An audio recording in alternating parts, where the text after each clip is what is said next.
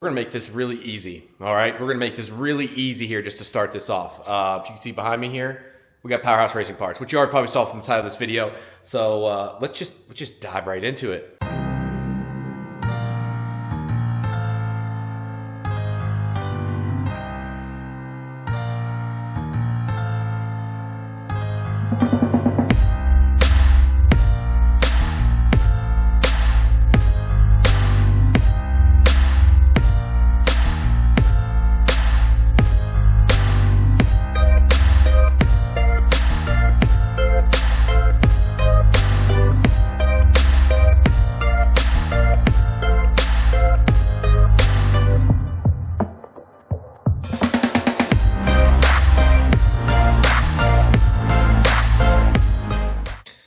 All right, guys, so here's everything. Billet valve covers. We got a little bit to go over here. So let's actually start down here so we can get into the rest then. These are the new billet valve covers. It's actually been out for a couple years now, but yeah, so I'm going to be taking off the ones that are currently on the car and going to these here. This is an anodized finish. I love these plates that can be put on. So this side says pure function. We were trying to get it to be stacked like mine, but it's just a small area. So the cool part is though, my logo is right there. I think this is pretty sweet. I love that they allow you to customize it. The other nice little feature is this right here. They made me a pure function little sticker, which I've got a ton in here, which I thought was pretty awesome. Thank you guys for that. PHR always takes good care of me. I can't thank them enough, to be honest. That being said, I think this is pretty cool. What I like about this also is, see if I can get it with one hand. This is a factory style press on. So this doesn't just screw in. This works just like factory. So if you wanted to, you could put your TRD cap or whatever on it, which I do like. So push that back down. Boink. Now let's go ahead and flip these over. I don't want this resting, but you can see properly baffled, cut out there. All the bolts are in it, properly grooved, and everything is beveled. So if you look closely here for where the seal needs to go, it's all nicely beveled so it won't rip your brand new seal that you're going to put in, which I do like. Now, the one thing I did do, they did bring this, or it does come with a 12 AN orb. So this is 12 AN. I don't have 12 AN line or fittings in here yet, but I actually had 12 AN to 10 AN orb fitting, and I already had these fittings for these 90 degrees here. So I'm going to reuse the lines and stuff I have to put it on that car just to get up and running because I need this done for cruise week. Again, this is the passenger side then, or the exhaust side of it. Again, same style fitting here. I love these bolt on, and they're using dress up bolts. These are titanium black bolts here. So stuff is very, very nice. And again, if we flip it over so you guys can see, this is what she looks like inside. Again, fully baffled the whole way through, stainless steel, it bolted in. So you can remove those baffles if ever you need to refinish these or do anything of that nature. Next thing they sent was a set of their cam gears. So let's take that out. We'll talk about those then too. These are their adjustable cam gears. Now you see nice black anodized finish. The biggest thing for this is these locking plates. So those guys right there, which they gave me a ton of those too, which is a part number here, PHR locking adjusters. So let's open this up. Dump them out right here. But you can see the different degrees that you can lock them to. See all the different ones, 3, 4, 5, depending where you want to and how you want to degree your cams. In my case, I'm going to keep them as is for now. But I do have the ability to degree them over time, which I think that's really freaking cool. A little bit more time consuming to do it this way because you have to fully remove the bolt to put these in. But once it's set up, you don't have that worry of it slipping. I've always seen that happen, I should say. You always see this, the fear of the cam gears. If any of the bolts come loose and they start to shift, this truly locks it in. So the bolts would all have to fall out before anything could shift. So all 5 bolts would have to come out of this before this could shift, which is pretty awesome and allows for a lot of versatility there. They gave me more bolts and stuff and an extra plate with pure function. As we looked at this cap here, I have a pure function one on it, but they give you all these other ones like PowerHouse Racing. This TRD one is really nice too. Looks authentic. I love this one though. V8 tiers only. Love that. 2JZ no shit. 2JZ GT Turbo, but these can be put on other stuff too, but I thought that was cool to come in like a little pack. I'm not sure if every one of those come with it, but I assume they do just because that's really freaking cool. To get back to this then, these are their bolts. They don't come with the cam gears. This is a separate thing they offer, but if you're going to go all out, you might as well. These sit in here like so. Here's the other one. So they sit in there like so, and again, just gives a nice look, especially if you're going to be showing off your cam gears. You want it to look as nice as possible. It is I believe this is stainless steel, and this is a hardened steel bolt. When you put this on, take your time because you don't want to chip it or anything. You want to keep that finish nice. That'll allow that bolt, to not rust and stay nice for a long ass time. And then they also give you Loctite for each one, which I like that too. They give your own Loctite so you don't mess it up. They give you the exact type. You're not using some random. They want you to use their stuff. I personally have never used Loctite when installing my cams. I think the Toyota book tells you not to, so I want to talk to them first to make 100% sure. Maybe it's because of the aluminum expansion, something of that nature, versus the steel cam gears. So I just want to make sure before I put it on so I can explain it in the video. But I do like that. I like they come with everything. And again, excuse me, my allergies are horrible right now. Then lastly is this quick release. Now, there's another one coming tomorrow here. This allows you to literally, you put these pegs in, which I'll be showing here. You put these in, which I can actually take this out the whole way so you can see here. Do it with one hand. Look at me go. Come on, baby. Let's go. Let's go. Boom. So you'll put this in first. Okay. Screw this down in. And then this will go inside of here. Well, this will go inside of here. This allows you to adjust the height you need for this to clamp on. So obviously this sits inside of here like so. But you can find that proper height that you need. Okay, so let's push this in.